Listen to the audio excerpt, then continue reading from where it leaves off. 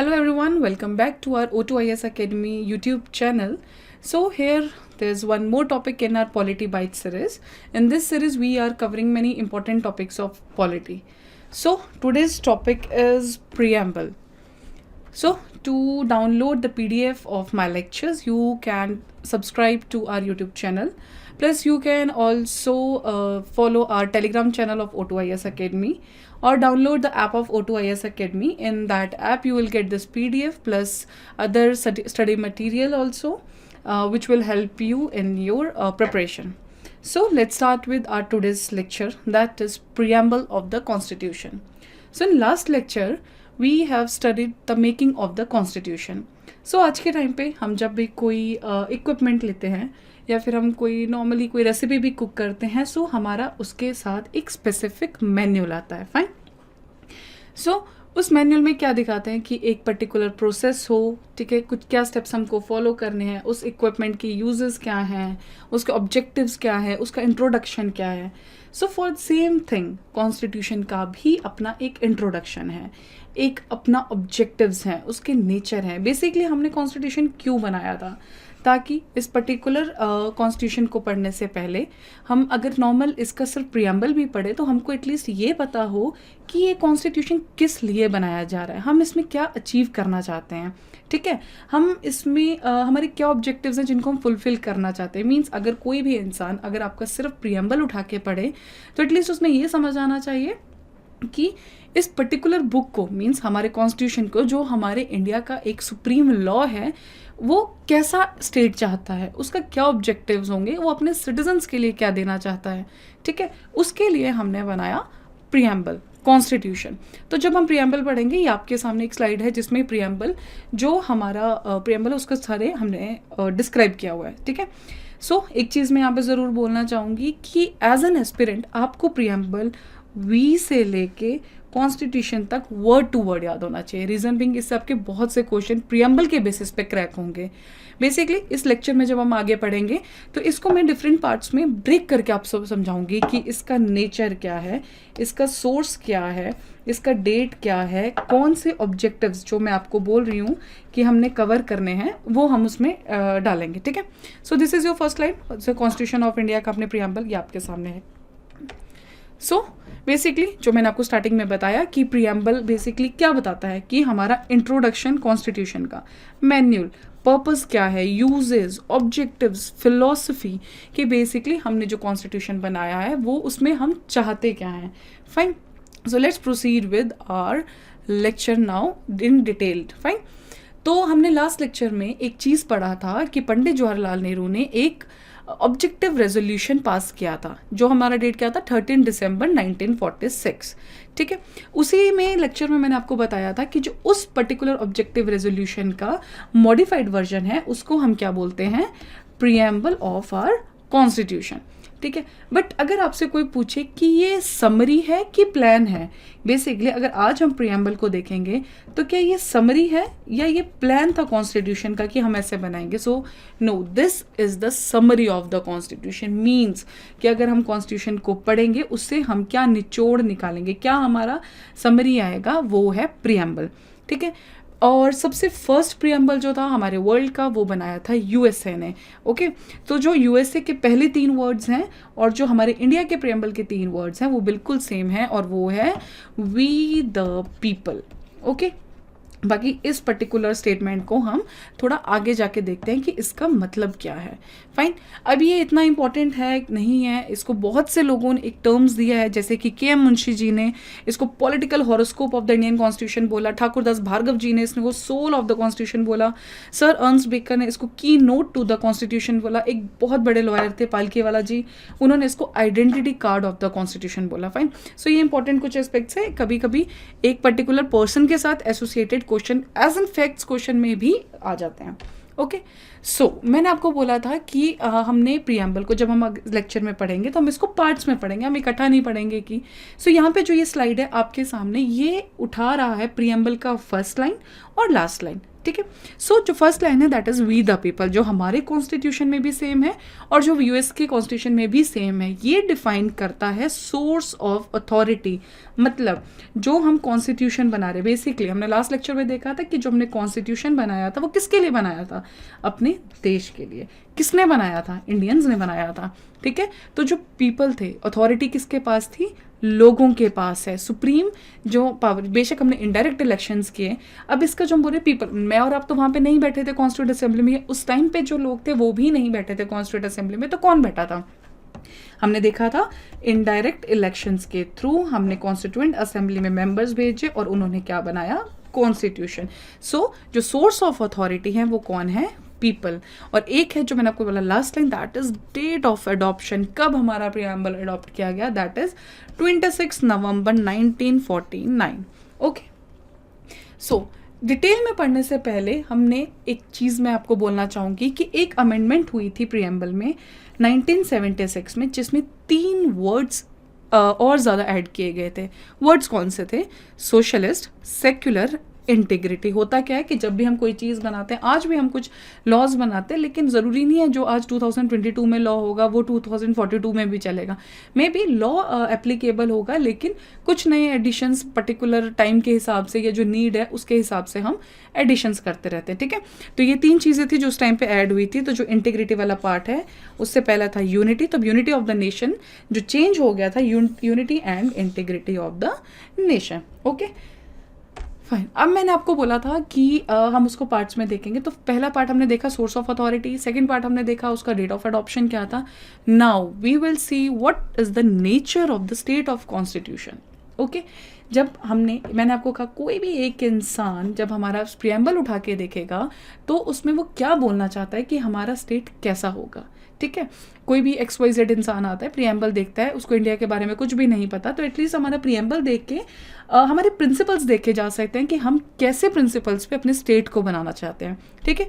तो वो प्रिंसिपल्स कौन से थे, they was sovereign, socialist, secular, democratic and Republic. Means कि ये सब जो हमने प्रिंसिपल्स डिफाइन किए हैं यहाँ पे, जो 5 प्रिंसिपल्स हैं, उनके बेसिस पे हम अपने इंडिया को देख रहे हैं कि ये प्रिंसिपल्स हमारा इंडिया फॉलो करेगा या ये हमारा नेचर है। एक पर्टिकुलर पर्सन का भी एक अपना नेचर होता है जो हम सब बहुत अच्छे से डिफाइन करते हैं। वैसे ही हमारे स्टेट का, स्टेट मीन्स इंडिया का क्या नेचर होगा वो दिखाता है प्रीएम्बल का ये वाला part. Okay, then comes the second part is the objectives of the constitution. हमने जो इतना बड़ा कॉन्स्टिट्यूशन बनाया, हम उससे करना क्या चाहते हैं, हम उससे अचीव क्या करना चाहते हैं, हमारा उस पर्टिकुलर चीज़ के लिए ऑब्जेक्टिव क्या है, ठीक है। सो जो हम ऑब्जेक्टिव्स उसके लिए फुलफिल करना चाहते हैं that is justice, liberty, fraternity and equality.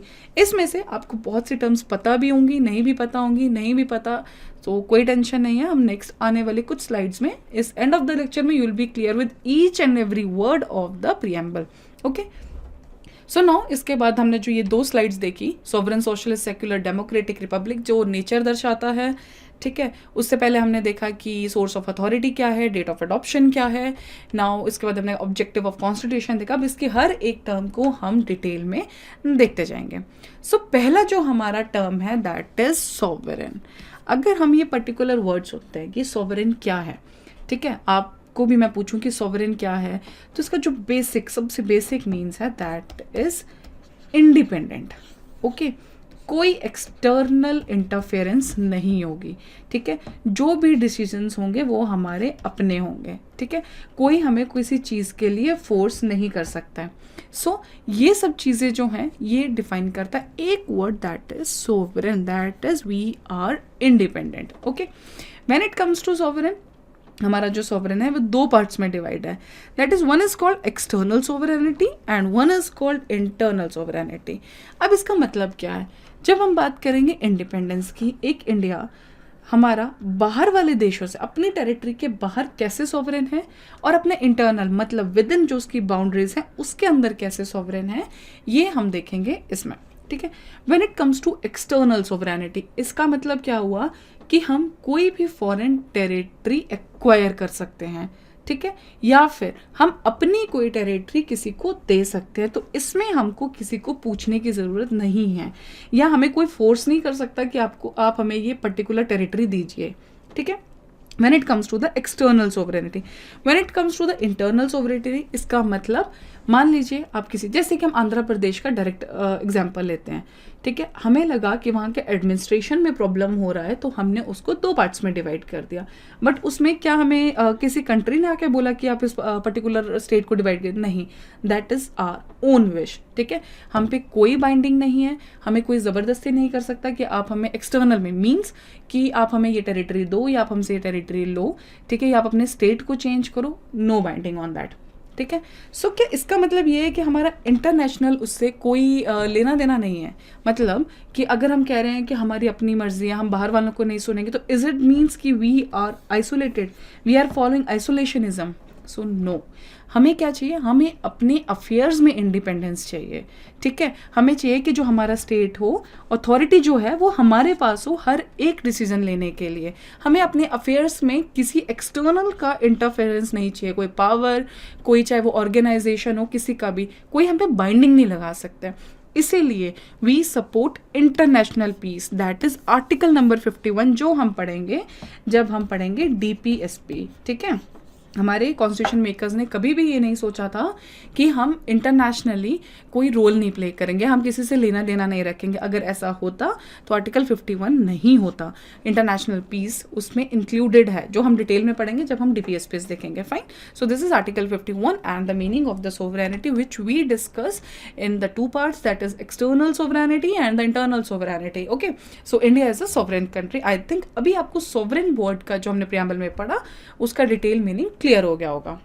Now second, okay, but इसमें एक चीज़, लेकिन मैंने आपको कहा कि फर्दर उससे लेना नहीं है, तो क्या UN को ज्वाइन करना, ठीक है, या फिर कॉमनवेल्थ को ज्वाइन करना, ये हमारी सोवरेनिटी को ब्रेक करता है कि हमें उससे कोई लेना देना नहीं, तो क्या ये ब्रेक है हमारे लिए? No, not at all, because ये हम पर बाइंडिंग नहीं था, ये हमने अपनी मर्जी से ज्वाइन किया था। जब मैंने आपको लास्ट असेंबली भी पढ़ाया, जब मैंने कॉन्स्टिट्यूशन असेंबली पढ़ाया था, मैंने उसमें आपको कहा था कि जो हमारी कॉन्स्टिट्यूंट असेंबली ने वो कॉमनवेल्थ नेशंस का भी उन्होंने साइन किया था। सो किसी ने प्रेशराइज नहीं किया था, वो हमने अपनी मर्जी से किया था, ठीक है। So India became sovereign on 26 January 1950 because उससे पहले जो हमारा स्टेटस था that was a dominion status, and ये हम सब बहुत अच्छे से पहले भी हिस्ट्री में या नॉर्मली पढ़ चुके हैं, ठीक है। So next come is our second word is that socialist, ठीक है। जब मैंने आपको सोशलिस्ट का बोला था तो ये हमने जब लास्ट स्लाइड देखा था उसमें हमने देखा कि 42nd अमेंडमेंट में 1976 में इस वर्ड को ऐड किया गया था। जब हम सोशलिज्म देखते हैं, सोशलिस्ट वर्ड सुनते हैं या सोशलिज्म सुनते हैं, तो हमारे माइंड में जो सबसे पहली चीज़ आती है वो आती है कि टोटली कोई चीज़ जो गवर्नमेंट कंट्रोल करे, ठीक है। जैसे कि इसमें रिसोर्सेज की बात करते हैं, ठीक है। जब हम सोशलिज्म की बात करेंगे तो हम बात करते हैं रिसोर्सेज की। मान लीजिए हमारे जो रिसोर्सेज हैं टोटली गवर्नमेंट कंट्रोल कर रही है कि कौन से रिसोर्सेज किसको दिए जाएंगे, ठीक है, कितना इन्वेंशन किया जाएगा, कौन सी पर्टिकुलर एक चीज़ है जो कितनी बनाई जाएगी। जब ये सब कुछ गवर्नमेंट कंट्रोल करे उसको हम बोलते हैं कम्युनिस्टिक सोशलिज्म और स्टेट सोशलिज्म, ठीक है। But when it comes to India we follow a democratic socialism. Okay, what do you mean by democratic socialism? Democratic socialism में क्या होता है कि हम रिसोर्सेज कभी भी कंट्रोल नहीं करते, हम क्या कंट्रोल करेंगे, हम देंगे अपॉर्चुनिटीज़, जिसको ज़रूरत है हम उनको अपॉर्चुनिटीज़ देंगे टू अर्न दीज रिसोर्सेज, ठीक है, ताकि एक बराबरी रहे उसमें सोसाइटी में, ठीक है। इसीलिए जब कॉन्स्टिट्यूशन बनाया गया था उस टाइम पे सोशलिस्ट वर्ड नहीं था, कोई डिफाइंड पॉलिटिकल आइडियोलॉजी नहीं थी हमारे कॉन्स्टिट्यूशन मेकर्स की। उनका जो मेन एम था that was to make a welfare state, और वेलफेयर स्टेट बनाने के लिए एक कंसेप्ट ऑलरेडी कॉन्स्टिट्यूशन में जो अप्लाइड था दैट वाज DPSPs, ठीक है। DPSPs को बनाने के पीछे एक ही मोटिव था, that is to establish a welfare state, ठीक है। सो हम जो फॉलो करते हैं, जो हमारा इंडिया फॉलो करता है that is mixed economy democratic socialism. मतलब रिसोर्सेज हम नहीं कंट्रोल करेंगे but we will generate opportunities, हम अपॉर्चुनिटीज़ देंगे ताकि वो पर्टिकुलर जो हमारे रिसोर्सेज हैं उनको हम अर्न कर सकें, ठीक है। सो बेसिकली इसका जो प्रिंसिपल थीम था वो था पॉवर्टी को एंड करने के लिए, इनइक्वालिटी को ऑफ इनकम को कम करने के लिए, स्टैंडर्ड ऑफ लिविंग को बढ़ाने के लिए। मतलब एक ही सोसाइटी में अलग अलग लेवल के लोग हो सकते हैं, लेकिन हम अपॉर्चुनिटीज़ दें ताकि सबका स्टैंडर्ड सेम हो सके, या किसी का बढ़, जिसका बहुत कम है उसका बढ़ जाए, वट, ठीक है, उसके लिए अपॉर्चुनिटीज़ जनरेट करना इंडिया का कंसेप्ट था।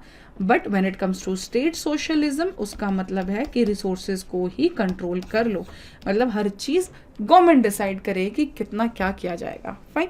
बट 1991 में new economic policy, that is जो हमारा एलपीजी रिफॉर्म्स आए थे, एलपीजी का मतलब लिबरलाइजेशन, प्राइवेटाइजेशन एंड ग्लोबलाइजेशन, जो ये रिफॉर्म्स आए थे, इन्होंने सोशलिस्ट के क्रेडेंशियल्स को, सोशलिस्ट को कंसेप्ट को थोड़ा डाइल्यूट कर दिया, बिकॉज ये बिल्कुल ही नया कंसेप्ट है, मिक्स्ड इकोनॉमी, ठीक है, एलपीजी, ग्लोबलाइजेशन, मतलब इंटरनेशनल कंट्रीज के साथ आपको डील करना है, ठीक है, बट अपॉर्चुनिटीज जनरेट करना तो गवर्नमेंट अभी भी कर ही रही है। So next word is a secular country. हम अब इसकी ज़रूरत क्यों पड़ी, ये भी 42nd अमेंडमेंट में ही ऐड किया गया था 1976 में। हम पढ़ते हैं India is a unity and diversity बहुत ज़्यादा है, ये हम सब जानते हैं। इंडिया में बहुत सारे रिलीजन्स हैं, ठीक है, अगर आप इनको कंट्रोल करोगे तो भी इशू है, नहीं करोगे तो भी इशू है, ठीक है, बिकॉज रिलीजन फॉलो करना सबका अपना हक है। सो इंडिया जो फॉलो करता है वो फॉलो करता है positive concept of a secularism, okay, और एक है negative concept of a secularism जो वेस्टर्न कंसेप्ट है, ठीक है। तो पॉजिटिव कंसेप्ट ऑफ सेक्युलरिज्म में क्या होता है, पहले हम नेगेटिव देखते हैं। नेगेटिव कंसेप्ट में क्या होता है कि स्टेट जो है वो रिलीजन के साथ बिल्कुल डिफर करेगा, रिलीजन और स्टेट का कोई आपस में लेना देना होगा ही नहीं, ठीक है। ये कौन सा कंसेप्ट है, this is our western concept of a secularism. But when it comes to India, India follow करता है पॉजिटिव कंसेप्ट ऑफ सेक्युलरिज्म। देखिए, अगर इंडिया है, इंडिया में इतने सारे रिलीजन्स हैं, बट पॉपुलेशन सबका सेम नहीं है। किसी में कितना पॉपुलेशन है, किसी रिलीजन डोमिनेशन है, किसी में जैसे हिंदूज हैं वो कितना नंबर है, मुस्लिम्स का अलग नंबर है, पारसीज का अलग नंबर है, क्रिश्चियंस का अलग एक नंबर है। तो हमें सेक्युलर कंसेप्ट इसलिए लाना पड़ा ताकि कोई एक पर्टिकुलर रिलीजियस कम्युनिटी, हो सकता है जो पॉपुलेशन में ज़्यादा नंबर में हो, वो दूसरे को डोमिनेट ना करे, ठीक है। हर कोई अपने रिलीजन को फॉलो कर सकता है, ठीक है, कोई डिनोमिनेशन ना हो, कोई प्रेशर ना हो, कोई आपको किसी रिलीजन को ऑप्ट करने के लिए प्रेशराइज ना करे, ठीक है। तो इस चीज़ के लिए हमें सेक्युलर का कंसेप्ट हम लेके आए थे कॉन्स्टिट्यूशन में। बेसिकली जब हम सेक्युलर का कंसेप्ट फुली पढ़ते हैं तो हम पढ़ते हैं आर्टिकल 25 से 28 को प्रियम्बल के साथ, इसको कंप्लीट डेफिनेशन मिलता है सेक्युलर के एस्पेक्ट को, ठीक है। बाकी ये जो आर्टिकल्स हैं ये हम जब फंडामेंटल राइट्स कवर करेंगे उसमें हम देखेंगे कि हमारे पास कौन कौन से आर्टिकल्स हैं, इसमें क्या हमारे जो पॉइंट्स है इसमें है, प्रियम्बल है, ठीक है। So this was the main issue और solution for the secular thing, इसलिए इसको इसमें इंक्लूड किया गया था। नाउ सेकंड, यहाँ पे मैं आपको एक चीज़ बताऊंगी, एक बहुत इंपॉर्टेंट केस है, दैट इज शिरूर मुत्त केस 1954। आपके अभी एग्जाम्स में कभी कभी क्या होता है कि पर्टिकुलर केस आ जाते हैं कि कौन सा केस किसके साथ एसोसिएटेड है, कौन से ईयर में आता है। नॉर्मली अभी भी हमने क्वेश्चंस देखे थे कि अरेंज कीजिए कि कौन सा केस कब बना, ठीक है। सो इन दैट केस ये जो केस है शिरूर मुत्त केस, ये आया था इसके प्रियम्बल के इस पार्ट को दिखाने के लिए। प्रियम्बल के साथ हम नॉर्मली पढ़ते हैं सेक्युलर पार्ट में, जिसमें है डॉक्ट्रिन ऑफ एसेंशियल प्रैक्टिस। अब इसका मतलब क्या है, डॉक्ट्रिन ऑफ एसेंशियल प्रैक्टिस मतलब कोई एक पर्टिकुलर रिलीजन है, ठीक है। हर एक रिलीजन्स के साथ कुछ रिचुअल्स होते हैं जो हम फॉलो करते हैं।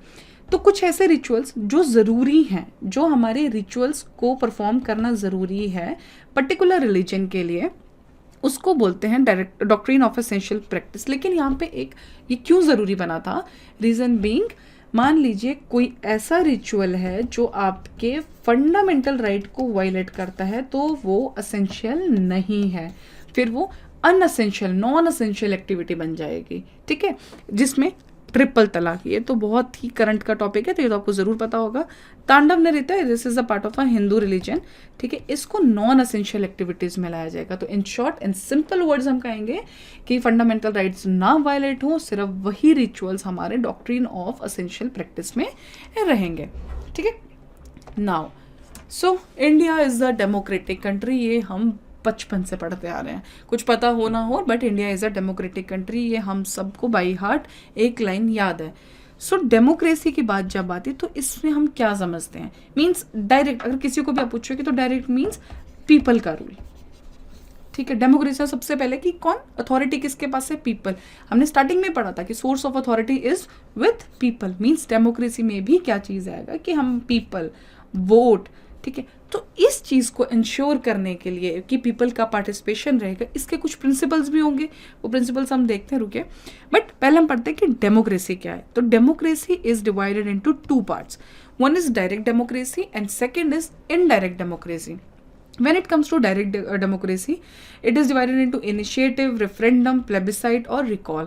ठीक है, और इनडायरेक्ट डेमोक्रेसी जो अभी इंडिया फॉलो कर रहा है, जो हम लोग फॉलो कर रहे हैं, जो मैंने आपको स्टार्टिंग में भी बताया था। इनडायरेक्ट डेमोक्रेसी का मतलब है कि हम कोई रिप्रेजेंटेटिव सिलेक्ट करेंगे, उनको आगे हम भेजेंगे, वो हमारे बिहाफ पे लेजिस्लेशंस या लॉज या एक्ट्स बनाएंगे। ठीक है, तो वो हुआ इनडायरेक्ट डेमोक्रेसी।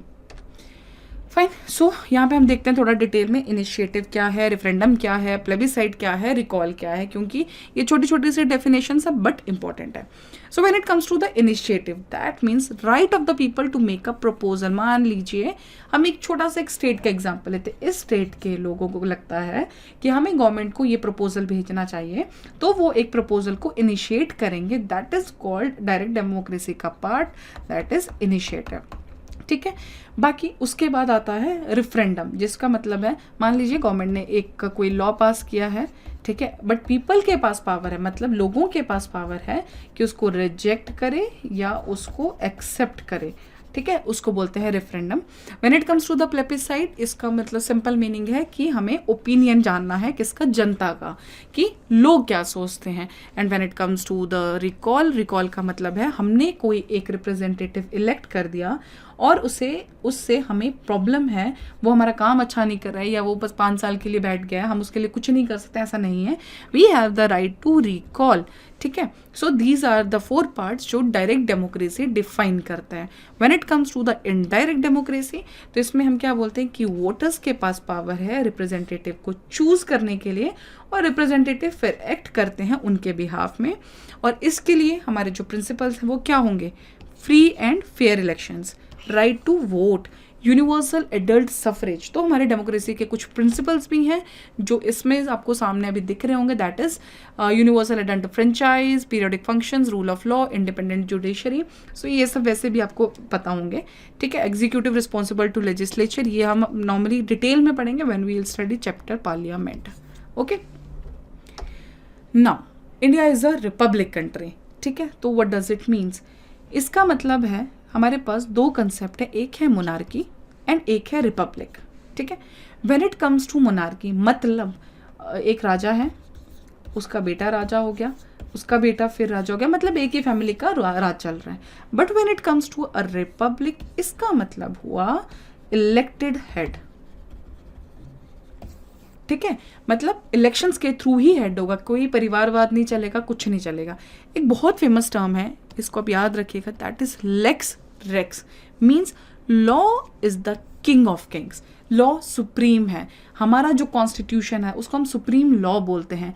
मीन्स हमारा जो लेक्स रेक्स जो लॉ है, हमारा कॉन्स्टिट्यूशन है, दैट इज सुप्रीम। कोई पर्टिकुलर इंडिविजुअल राजा नहीं है, यहाँ पे लॉ ही राजा है।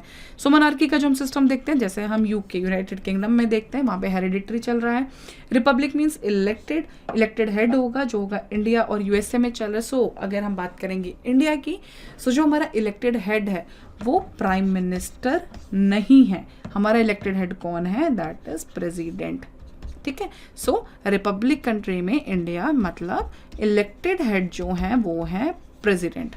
ओके, नाउ अब ये सब जो हम कर रहे हैं, मीन्स हम सोवरेनिटी ला रहे हैं, हम सेक्युलर बोल रहे हैं, हम सब कुछ कर रहे हैं, हम इतने आइडियाज़ ला रहे हैं, लेजिस्लेशंस कर रहे हैं, एक्ट्स परफॉर्म कर रहे हैं, किस लिए?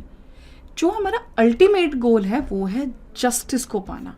ये तो हम कॉन्स्टिट्यूशन की बात करें, हम नॉर्मल लाइफ में भी देखते हैं, स्कूल में मैडम थप्पड़ मारती है, हमें चाहिए नहीं, हमें जस्टिस चाहिए, मेरी कोई गलती नहीं है। This is a very common word which all of us we use. हमें हर चीज़ में जस्टिस चाहिए, हमें अपनी फैमिली में भी हमें कोई रोक टोक दे, हमें जस्टिस चाहिए। ठीक है। So justice is the word which is taken by the Russian revolution का कंसेप्ट था 1917 में जो हुआ था, वहां से हम ये कंसेप्ट उठा के लाए, दैट इज जस्टिस। ठीक है। अब जस्टिस के पार्ट्स क्या हैं? हमें सोसाइटी में भी जस्टिस चाहिए, हमें इकोनॉमिक्स में भी जस्टिस चाहिए, हमें पॉलिटिकल में भी जस्टिस चाहिए। अब इसको हम कैसे समझेंगे? मान लो मैं एक सोसाइटी में रह रही हूँ, ठीक है, उसमें मुझे चाहिए कि जेंडर पे भी वो डिस्क्रिमिनेशन ना हो, मेरी कास्ट पे भी डिस्क्रिमिनेशन ना हो, ठीक है। पॉलिटिकली मुझे अपॉर्चुनिटीज़ सारी मिले, एक पर्टिकुलर कोई रिसोर्सेज है उसको कमाने का हक भी मुझे सेम हो जैसे बाकियों को मिलता है। तो हम जो प्रियम्बल में जो हमें जस्टिस दी गई है, that is of social, economic and political justice. ठीक है। सो ये आइडिया मैंने आपको भी बताया 1917 में रशियन रेवोल्यूशन से लिया गया था। तो सोशल जस्टिस में वही कि कोई डिस्क्रिमिनेशन ना हो, ना कास्ट में, ना जेंडर में, कुछ भी नहीं, सबको इक्वल स्टेटस हो। ठीक है। बाकी जो डिस्क्रिमिनेशन के ग्राउंड्स है ये हम पढ़ेंगे जब हम पढ़ेंगे fundamental rights. They are some defined discrimination grounds, लेकिन वो किस लिए दिए गए? वही एलिवेशन के लिए, पर्टिकुलर जो पिछड़े हुए पर्टिकुलर कम्युनिटीज़ हैं उनके एलिवेशंस के लिए दिया गया है। When it comes to economic justice, wealth के ऊपर कोई नहीं, ऐसा नहीं है कि मेरे पास ज़्यादा ज़मीन है तो मुझे अपॉर्चुनिटीज़ कम मिलेंगी या ज़्यादा मिलेंगी, किसी के पास कम ज़मीन है तो उसको अपॉर्चुनिटीज़ कम मिलेंगी या ज़्यादा मिलेंगी। So there should be a economic justice. Political justice, मैं हूँ, मेरे साथ 10 लोग और हैं, कोई अपॉर्चुनिटी आता है, कोई फॉर्म आता है, तो जितना हक मुझे उसका भरने का होगा या किसी और को, बाकियों को भी सेम अपॉर्चुनिटीज़ दी जाए, कोई भेदभाव ना किया जाए। वोटिंग का हम इसमें एग्जांपल ले लेते हैं। वोटिंग हमारी सेम होनी चाहिए। अगर 18 साल के हैं तो उनको सबको वोट मिलना चाहिए, ऐसा नहीं है कि आपको नहीं देंगे आपको देंगे। ठीक है। So this is the social justice, economic justice and political justice. Now the next word is liberty. जब हम नॉर्मली हमें क्या बोलते हैं, कॉलेज स्टूडेंट्स हो गया, नॉर्मल स्टूडेंट्स, हमें लिबर्टी चाहिए। लिबर्टी अगर सिंपल वर्ड में हम देखेंगे, दैट इज फ्री। ठीक है। 2019 में यूपीएससी के प्रीलिम्स में क्वेश्चन आया था कि how you will define liberty. ठीक है। तो लिबर्टी का सिंपल जो मतलब हम समझेंगे, that is to be free. ठीक है। किसी का कोई रूल नहीं हो हम पे। ठीक है। हम हर चीज़ को जो हमें राइट्स दिए जाए उनको हम पॉजिटिव एस्पेक्ट में जब हम देखेंगे, that is called liberty. Preamble हमें जो लिबर्टी देता है वो हमें देता है थॉट्स का, एक्सप्रेशन का, बिलीफ का, फेथ का, वर्शिप का। ठीक है। हम कुछ भी सोच सकते हैं, हम एक्सप्रेस कर सकते हैं। ठीक है। हम किसी को भी मान सकते हैं, किसी की वर्शिप कर सकते हैं। ये हमारा पूर्ण अधिकार है कि हम अपनी मर्जी से करें। बट क्या ये एब्सोल्यूट है कि क्वालिफाइड है? ठीक है। मैंने आपको लास्ट में भी बताया था एब्सोल्यूट और क्वालिफाइड का मतलब क्या है। ठीक है। एब्सोल्यूट मीन्स जिसमें कोई रिस्ट्रिक्शन ना हो। ठीक है। तो इस केस में क्या है, लिबर्टी हम सिर्फ तब तक कंसीव कर सकते हैं जब तक हम किसी सेकंड पर्सन को हार्म ना कर रहे हों। ठीक है। सो लिबर्टी का कंसेप्ट, फ्रीडम तो हमें मिल रही है बट वो सिर्फ तब तक है जब तक हम सेकंड पर्सन को हार्म ना करें। ऐसा ना हो ना कि हमारी फ्रीडम के चक्कर में हम किसी सेकंड पर्सन को हार्म कर रहे हो। ठीक है। नाउ इक्वालिटी, जो आपको, मुझे, हर किसी को पता है कि व्हाट इज इक्वालिटी। ठीक है। सो नाउ इक्वलिटी का मतलब क्या है कि हम एक पर्टिकुलर सोसाइटी में रह रहे हैं, सब इक्वल हैं, किसी को कोई स्पेशल प्रिविलेज जब हम ना दें उसको हम बोलेंगे इक्वलिटी। आप हो, मैं हूँ, कोई भी कास्ट बैठी है, कुछ भी बैठा है, सबको एक ही उसमें जब देखा जाए, दैट इज इक्वालिटी। कोई भेदभाव ना हो। इसको जो इक्वालिटी का आपको पता है, राइट टू इक्वालिटी हमारा एक फंडामेंटल राइट है जो कि सब्सक्राइब्ड है हमारे फंडामेंटल राइट टू 14 से 18 तक। इसको हम तब पढ़ेंगे जो इंश्योर करता है हमारा civic equality. When it comes to economic equality तो हम पढ़ते हैं आर्टिकल 39 में, डीपीएसपीज में। ठीक है। उसमें जो हमारा कंसेप्ट है उसमें आता है economic equality. When it comes to the political equality is article 325 and article 326। ठीक है। So what is this article 325 and 26? Because 14 to 18 we'll study in the fundamental rights and economic equality article 39 we'll study in the DPSPs. Okay. When it comes to the article 325, it is related to the name in the electoral roll. मतलब electoral roll में आपको simple definition है कि electoral roll में नाम चाहिए आपको, तो उसमें कोई भी इंक्लूजन के लिए कोई भेदभाव नहीं किया जाएगा। रिलीजन, रेस, कास्ट, सेक्स, किसी भी बेसिस पे कोई भेदभाव नहीं किया जाएगा। वो हमें बोलता है article 325। And when it comes to article 326, तो एडल्ट सफरेज जो हमने पढ़ा था, एडल्ट सफरेज का जो कंसेप्ट है वो आर्टिकल 326 में, इसमें भी कोई डिस्क्रिमिनेशन नहीं की जाएगी। जो भी इलेक्शन हेल्ड होगी, चाहे लेजिस्लेटिव असेंबली के हों, ठीक है, उसका क्या जो मेन बेसिस जो थीम रहेगा या जो उसका बेस रहेगा, दैट इज इलेक्शंस कैसे कंडक्ट होंगे, that is adult suffrage. Okay, then we'll come with the last word जो हमारा कंसेप्ट है, वर्ड मीन्स लास्ट कंसेप्ट है प्रियम्बल का, that is fraternity. And fraternity से हम सबको एक ही मतलब समझ आता है, दैट इज ब्रदरहुड, भाईचारा। हम एक रहते हैं कंट्री में जिसमें बहुत सारे डाइवर्स ग्रुप्स रहते हैं, रिलीजन्स रहते हैं। सबसे पहले इंडिया के साथ डाइवर्स रिलीजन्स ही आते हैं, यूनिटी एंड डाइवर्सिटी का कंसेप्ट आता है, ठीक है। सो आपस में हम लोग कैसे रहते हैं, एक बिलोंगिंगनेस होना चाहिए, सेंस ऑफ बिलोंगिंगनेस। ऐसा नहीं है कि रिलीजन को लेकर हम एक दूसरे को कुछ बोल रहे हैं, लड़ाई झगड़ा जो नॉर्मली होता भी है। So this is the concept, ठीक है। फ्रेटर्निटी क्या बोलता है, ब्रदरहुड, जो डिफाइन करेगा डिग्निटी ऑफ द इंडिविजुअल को, ठीक है, एक नेशनल यूनिटी का कंसेप्ट लेके आएगा। इसी के लिए हमारे उसमें जो फ्रेटर्निटी कंसेप्ट जो देता है constitution, that is single citizenship, fundamental duties, ये दो चीज़ें। बिकॉज हमारे देश में ऐसा नहीं है कि हिमाचल की अलग सिटीजनशिप है, हरियाणा की अलग है, no, we have only one citizenship, that is citizenship of India. And when it comes to the fundamental duties, तो हम सभी सिटीजन्स का हक है कि हम एक पर्टिकुलर ड्यूटीज़ डिफाइन हो, और वो किसी के लिए अलग नहीं है। We all have same fundamental duties. ऐसा नहीं है कि मेरे लिए अलग फंडामेंटल ड्यूटीज़ है और आपके लिए अलग फंडामेंटल ड्यूटीज़ है, no, we have same fundamental duties. And ये भी हम पढ़ेंगे जब हम आगे फंडामेंटल ड्यूटीज़ का चैप्टर पढ़ेंगे। एंड इसीलिए India always follow one thing, बहुत हमने नॉर्मली सुना होगा, दैट इज वासुदेव कुटुंबकम, means entire world being the family. We follow this, we believe in this, ठीक है। हम अंदर भी भाईचारा बनाना चाहते हैं अपने देश के साथ, अंदर लोगों के साथ, बट जब बात इंटरनेशनल उस पर आएगी तो भी वी नीड अ ब्रदरहुड, हम पीस में विश्वास रखते हैं। नाउ ये हमने सब अभी जो पीछे पढ़ा, हमने सब पढ़ा, सारे वर्ड्स हमने डिटेल में देखे, सब कुछ देखा, बट क्या प्रीएम्बल फर्स्ट डे से कॉन्स्टिट्यूशन का पार्ट था? Was the preamble is a part of a constitution from the starting? So answer is no. There are 3 cases associated with the preamble as a part of the constitution. First case is Berubari Union case. Second is Keshwananda Bharti case, LIC of India case. So 1960, 1973, 1995. So this was the very important judgment. वैसे भी आप जब cases पढ़ते हैं, cases के किस case में क्या है, कहीं प्रॉपर एक जगह पे कमांड करके रखिए, ताकि एंड ऑफ द पॉलिटी आपको ये पता हो कि किस केस में कौन से आर्टिकल के लिए या कौन से पार्ट ऑफ द कॉन्स्टिट्यूशन के लिए कोई नया जजमेंट आया था, ठीक है। सो इसमें हम देखते हैं, when it was about the Berubari union case 1960, supreme court ने कहा था कि जो हमारा प्रीएम्बल है that is not the part of the constitution. Then Kesavananda Bharati case आया, उसमें बोला गया कि उसकी जो मेन बेसिक थीम थी उसमें यही कहा गया था कि जैसे बाकी कॉन्स्टिट्यूशन में आर्टिकल्स अडॉप्ट किए गए थे, सेम प्रीएम्बल भी वैसा ही अडॉप्ट किया गया था, तो क्यों ये पार्ट ना हो, what is the reason behind it कि प्रीएम्बल पार्ट ना किया। प्रीएम्बल में बेसिकली हम स्टार्टिंग से भी पढ़ रहे हैं, अभी आपने पूरे लेक्चर भी देखा, उसमें हम क्या बोल रहे हैं कि ऑब्जेक्टिव्स हैं, पर्पस हैं। सो केशवानंदा भारती केस में 1973 में सुप्रीम कोर्ट ने जजमेंट दिया कि जो हमारा प्रीएम्बल है it is the part of the constitution. Then when LIC case जो आया था वो आया था 1995 में, उसमें भी यही बोला गया था कि preamble is an integral part of the constitution, ठीक है। सो बट इसमें now there are some ifs and buts, okay. जो हमारा प्रीएम्बल है that is not enforceable in the court, that is not justiciable in the court. मतलब मुझे कोई problem हुआ, कोई इशू हुआ, कुछ वायलेशन हुआ, तो मैं प्रीएम्बल उठा के कोर्ट के पास नहीं जा सकती हूँ कि प्रीएम्बल में ऐसा लिखा है सो मुझे justice, no, preamble is not justified, okay, it is not enforceable, ठीक है। Same is case with the legislature also. ऐसा नहीं है कि लेजिस्लेशन यहाँ से कोई पावर, कुछ लॉ बना दे एंड वो बोले कि मैंने ये पावर लिया क्योंकि प्रीएम्बल में ऐसा लिखा था, no, it is neither a source of a power nor a prohibition of a power, ये दोनों ही कुछ भी नहीं है। That when it is come to the justiciable, it is non justiciable, not enforceable in the court. So basically this was the whole preamble we have studied, okay. Now just we'll brush up with some questions.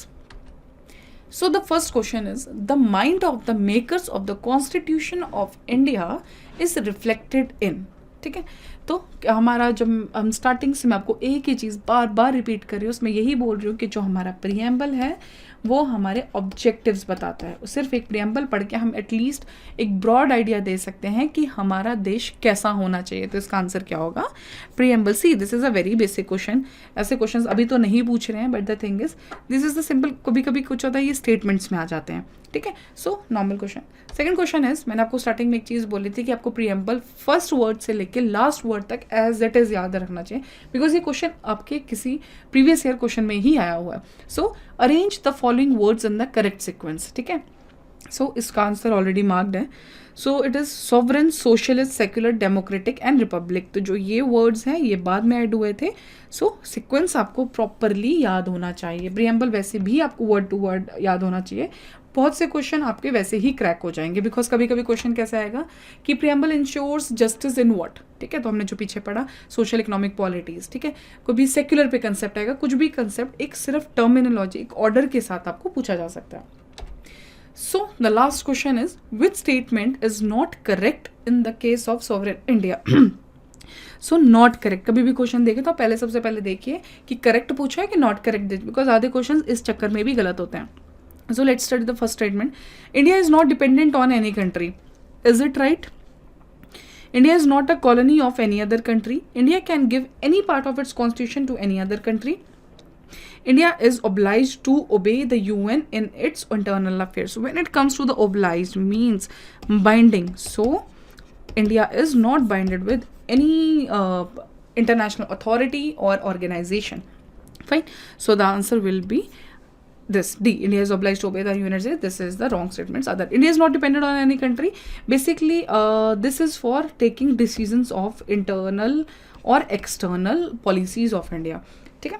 So here is the end of this chapter. Hope you understood the preamble in detail, because हम सबको लगता है कि preamble हमें बहुत अच्छे से आता है, बट हमें डिटेल उसके कंसेप्ट्स नहीं पता है। बिकॉज अभी जैसे आपके क्वेश्चंस आ रहे हैं, आपको कंसेप्ट्स पता होने चाहिए ताकि आप क्वेश्चन को कंसेप्ट के बेसिस पे फिगर आउट कर सकें। Fine. So I just hope you like this lecture. Thank you very much and have a good day.